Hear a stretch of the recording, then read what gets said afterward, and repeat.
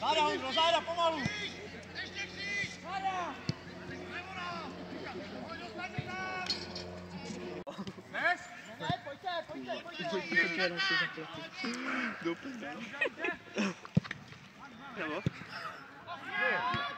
No, golman tam bránil Jirmovu hlavičku, kterou minul. Jsem měl přečíst latinský název a totálně mě to vybombilo, vole. Dá. Pošel dál, nenechám, aby vědělo prostě, vole. 2 minuty. Jo. Nechápu to, vole. Teď, vidíš, že tam byl Dan Sivák? Ty píčo, osa. To mi kámo obráceně. Ale Danda byl dneska nejlepší na hřišti.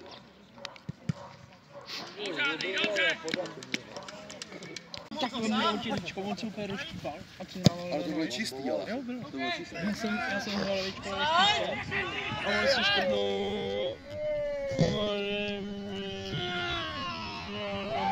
A já jsem ho škrtnul rukama. A jo, je.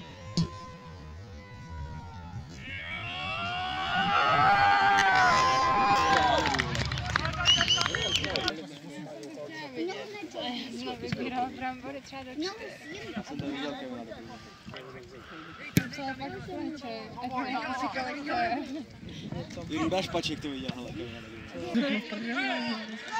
Vicky. Stanovič, a jak je Andriju? Ne.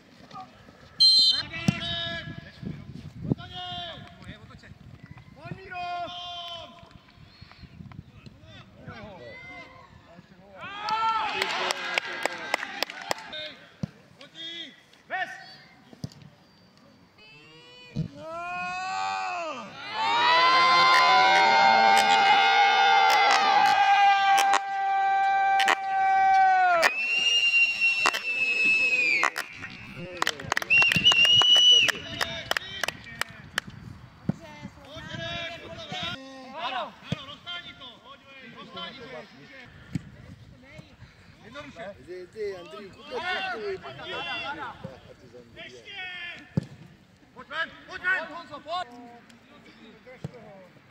Ty vole!